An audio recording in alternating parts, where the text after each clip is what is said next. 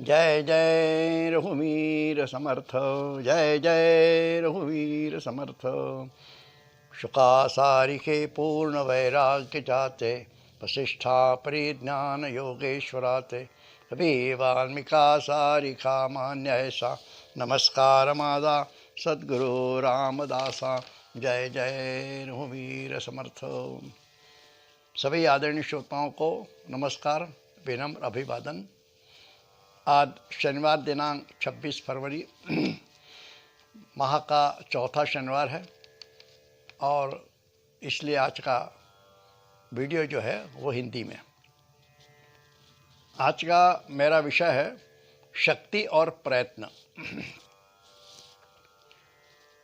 एक संस्कृत वचन है, स्वभावो दुरितः क्रमः। यानी कहते हैं कि स्वभाव मनुष्य का बदल नहीं सकता, जिसका जो स्वभाव है वो ज़िंदगी भर वैसा ही रहता है, ऐसा कहते हैं और इसलिए वो संस्कृत में ऐसा वचन है। लेकिन समर्थ रामदास स्वामी इसे नहीं मानते। उनका कहना है कि मनुष्य यदि प्रयत्न करे तो उसका स्वभाव बदल सकता है। प्रयत्न मन से होना चाहिए, दिल से होना चाहिए, तो वो बहुत कुछ हो सकता है। प्रयत्नांते परमेश्वर कहा गया है, यानी इतना हासिल कर सकता है वो कि परमेश्वर को भी प्राप्त कर सकता है, यदि वो प्रयत्न ईमानदारी से और दिल से करे तो। इसलिए समर्थ रामदास स्वामी उस संस्कृत वचन को मानते नहीं है, वो प्रयत्न को ज़्यादा महत्व देते हैं। एक रत्नाकर डाकू था, बड़ा खूंखार और अत्याचारी डाकू। उसका काम था कि प्रवासियों को, यात्रियों को लूटना, मारना। जंगल में उसका पड़ाव रहता था। उस ज़माने में लोग बैलगाड़ी से यात्रा किया करते थे। सारा परिवार बैलगाड़ी में होता था, सारा सामान होता था उसमें, और जंगलों से जाना पड़ता था। तो उसके जंगल से जब कोई प्रवासी जाते तो उनको रोकता, उनका सामान सब लूट लेता, पैसा सा जो खजाना जो था वो भी लूट लेता, और यहाँ तक कि उनको मारता भी था, हत्या कर देता था। और कहते हैं ऐसा खूंखार रत्नाकर डाकू था कि जब वो किसी को हत्या करता तो उसके माटी का एक घड़ा था बड़ा, उस घड़े में एक कंकड़ डाल देता था। और कहते हैं कि ऐसे कंकड़ों से भरे हुआ 7 घड़े उसके हो गए थे। 7 घड़े कंकड़ों से भर गए थे, यानी इतनी हत्याएं उसने कर दी थी। कितना खूंखार होगा वो। तो यह रत्नाकर डाकू, उसके जीवन में भगवान नारद मुनि आए, उनका सत्संग रत्नाकर डाकू को मिला और उसने अपने प्रयत्नों से अपने को बदल दिया। और इतना बदला कि यह रत्नाकर डाकू वाल्मीकि ऋषि के नाम से प्रसिद्ध हुआ और उसने हमारे विश्व को राम कथा दी। यदि वाल्मीकि ऋषि न होते तो शायद हमें राम कथा नहीं मिलती। यानी प्रयत्न करने से सत्संग यह होता है, तो मनुष्य कितना भी खराब हो, दुर्दैवी हो, खूंखार हो, डाकू हो, अत्याचारी हो, वह बदल सकता है। सिर्फ प्रयत्न ईमानदारी से होना चाहिए। इसी प्रकार एक अंगुलीमाल का नाम का एक डाकू था। वो भी इसी प्रकार से यात्रियों को, लोगों को लूटता था, लोगों की हत्या करता था। और कहते हैं कि जब हत्या करने के बाद उसकी आदत थी कि उस आदमी जिसकी हत्या की है उसकी उंगलियों की माला बनाता था और माला पहनता था। इसीलिए पता नहीं उसके कितनी उंगलियों की माला हो गई थी, उसको अंगुली माल इसीलिए नाम बोलते थे। यह अंगुली माल भगवान बुद्धदेव के सत्संग में आता है और उसका जीवन पूरा बदल जाता है। सत्संग और प्रयत्न, उसने इतना प्रयत्न किया अपने आप को बदलने का कि वह संत अंगुलीमाल कहलाने लगा। यानी कहाँ डाकू था और कहाँ संत हो गए, कहाँ वो एक डाकू थे, कहाँ वाल्मीकि ऋषि हो गए। इस प्रकार यदि मनुष्य प्रयत्न करे तो वह बदल सकता है। समर्थ रामदास स्वामी शरीर की शक्ति को महत्व देते हैं। उनका कहना है कि शरीर पुष्ट होना चाहिए, बलवान होना चाहिए। आज क्या होता है कि समाज में हमारे जो तरुण है, विद्यार्थी हैं, अध्ययन अध्ययन सिर्फ करते रहते हैं, किताबें पढ़ते रहते हैं। 24 घंटे में से 16 घंटे तो किताबों में ही लिप्त रहते हैं। उन्हें फुर्सत ही नहीं है कहीं व्यायाम करने की, कहीं बाहर जाकर खेलने की। कहते हैं समर्थ रामदास स्वामी तो कहा करते थे कि नौजवानों ने, विद्यार्थियों ने शाम के वक्त मैदानों में जाके खेल खेलना चाहिए, व्यायाम करना चाहिए।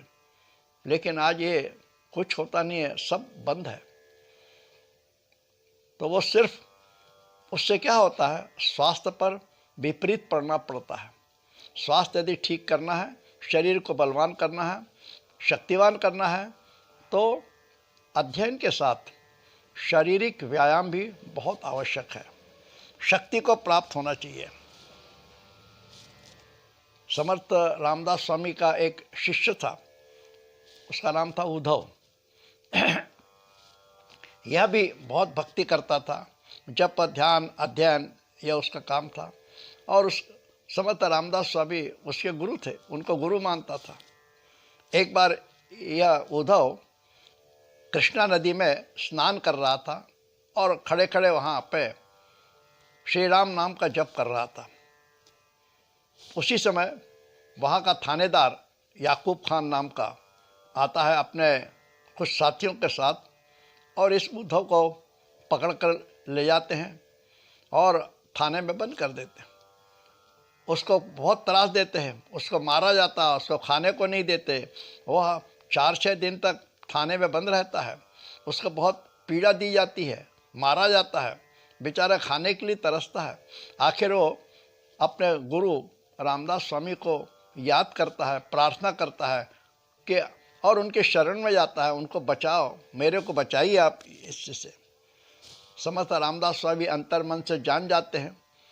तो वो अपने कुछ साथियों के साथ याकूब खान के पास आते हैं और उसे इतना मारते पकड़ के कि आखिर वो शरण में आता है रामदास स्वामी के और क्षमा करता है।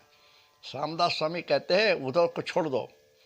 वो उद्धव को छोड़ देता है और फिर रामदास स्वामी उद्धव से कहते हैं, अरे सिर्फ अध्ययन करने से नहीं होता, जप, ध्यान, भक्ति से नहीं होता, भक्ति के साथ साथ शक्ति भी होना चाहिए। तुम व्यायाम किया करो, सूर्य नमस्कार किया करो। समर्थ रामदास स्वयं रोज 1200 सूर्य नमस्कार करते थे। तो उनका कहना यही था कि आपके पास शक्ति होनी चाहिए। शक्ति ने पावती राज्य, शक्ति नस्ता विटम्बना। यदि आपके पास शक्ति है तो आप अपना राज्य, अपना वैभव फैला सकते हैं।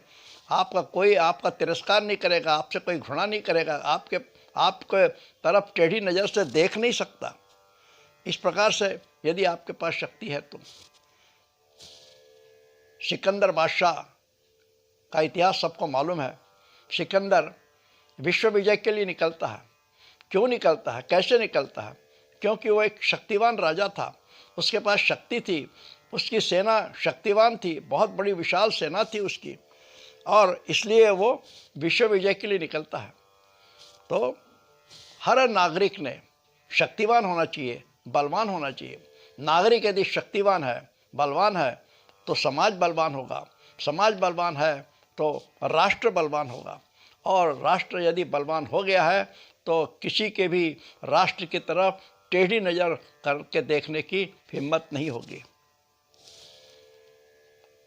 उस समय तुलसीदास जी ने हनुमान चालीसा में कहा है, राम दूत अतुलित बलधामम।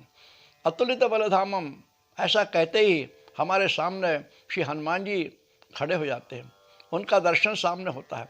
हनुमान जी बल के देवता हैं।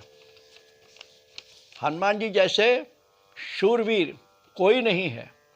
इसीलिए राम रक्षा महावीर गोस्वामी तुलसीदास जी ने उसमें उनको महावीर विक्रम बजरंगी कहा हुआ है।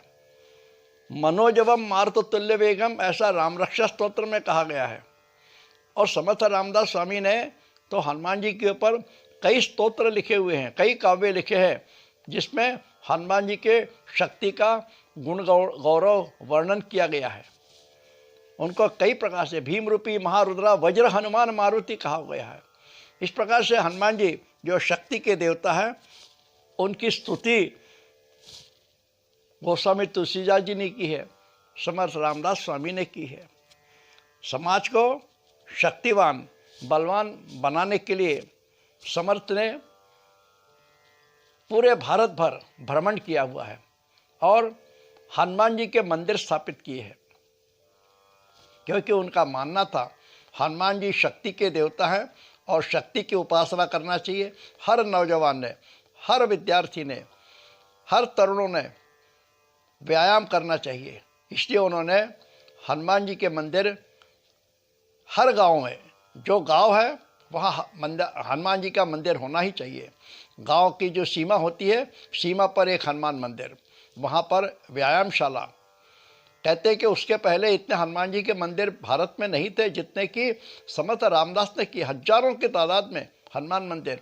और आज परिस्थिति यदि हम देखें तो राम जी के मंदिर से हनुमान जी के मंदिर ज़्यादा हैं, अकेले हनुमान जी मंदिर। वैसे राम पंचायत में तो हनुमान जी रहते ही हैं, लेकिन अकेले हनुमान जी के मंदिर बहुत है। और हनुमान जी के मंदिर स्थापित करके व्यायामशाला वहाँ पे बनाई गई, वहाँ पे लोगों को व्यायाम का अध्ययन दिया गया, व्यायाम करने की यानी आदत डाली गई, लोग अध्ययन करना पड़ा, लोगों को दिया था। तो इसीलिए हनुमान जी की शक्ति के देवता होने से उनकी उपासना बहुत आवश्यक है। हमारे देव देवता हैं, देवताओं के हाथों में हम देखते हैं कि शस्त्र है। हनुमान जी के हाथों में गदा है, श्री राम के हाथ में धनुष है, 24 घंटे हमेशा उनके हाथ में धनुष रहता है। शंकर जी के हाथों में त्रिशूल है, माता भवानी के हाथ में तलवार है, भगवान विष्णु के हाथ में सुदर्शन चक्र है। ये सब शक्ति के प्रतीक है। ये सिर्फ शक्ति दिखाने के लिए है, शक्ति के लिए है। इसीलिए शक्ति का महत्व है। हम सब ने शक्ति की आराधना करना चाहिए, शक्ति को उपासना करना चाहिए। ये शक्ति की जो देवता हैं हनुमान जी है, उनकी स्तुति करना चाहिए, उनके समान शरीर को बलवान करने का प्रयत्न करना चाहिए। हमारे पूज्य स्वामी गोविंद देव गिरी जी महाराज, उनका एक राम कथा नवनीत नाम से पुस्तक जो है, उस पुस्तक के मलपृष्ठ पर उन्होंने शक्ति का महत्व बताया हुआ है। वह मराठी भाषा में है, उसे मैं आपको हिंदी में सुनाता हूँ। स्वामी जी कहते हैं, श्री राम ने धारण किया हुआ धनुष जीवन का एक महत्वपूर्ण तत्व है, तत्वज्ञान है। सज्जन लोगों ने शक्ति की उपासना निरंतर करते रहना चाहिए, यह बहुत ही आवश्यक है। सिर्फ सज्जनता से समस्याएं हल नहीं हो सकती। भगवान श्री राम यदि सिर्फ सज्जन होते तो वे कुछ भी नहीं कर सकते थे। हमारे ऋषि मुनि सभी सज्जन थे, उन्होंने कौन सा पाप किया था? सज्जन लोग जब शक्ति संपन्न होंगे तभी संसार की समस्याएं सुलझेंगी। दुर्भाग्यवश होता यह है कि सज्जनों की सज्जनता इतनी होती है कि शक्ति की आराधना करना उनके लिए गुंडों का काम है। प्रभु श्री राम के जीवन में शक्ति की उपासना है, फिर वह शरीर की शक्ति हो, विद्या की शक्ति हो, बुद्धि की शक्ति हो, अर्थ की शक्ति हो, शक्ति की उपासना है। समर्थ रामदास कहते हैं, शक्ति ने मिलती राज्य, युक्ति ने यत्न होत से। शक्ति युक्ति जय ठाई, तेथे श्रीमंत धावती। शक्ति की उपेक्षा करना, यह सज्जनों द्वारा किए गए एक पाप है जिसमें कोई दम नहीं है। उसने गीता पढ़ना व्यर्थ है। गीता यह वीरों का शास्त्र है। एक वीर ने दूसरे श्रेष्ठ वीर को बताया हुआ शास्त्र है। जब तक हम शक्ति की आराधना नहीं करेंगे, हमें वेद वेदांत हजम नहीं हो सकते। श्री राम के जीवन में शक्ति और सज्जनता दोनों ही है। स्वामी जी का यह विचार हम सभी ने अपने व्यवहार में लाना चाहिए, तभी समाज की, राष्ट्र की समस्याएं हल होंगी। इस प्रकार हमने शक्ति और प्रयत्न के विषय के अंतर्गत चिंतन किया। आपको पसंद आया होगा तो कमेंट्स के लिए शेयर करें और मेरे चैनल सुरेश तोपखाने वाले को अधिक सब्सक्राइब करें। धन्यवाद। एक बार बोले, पवन सुत हनुमान की जय। जय जय रघुवीर समर्थ।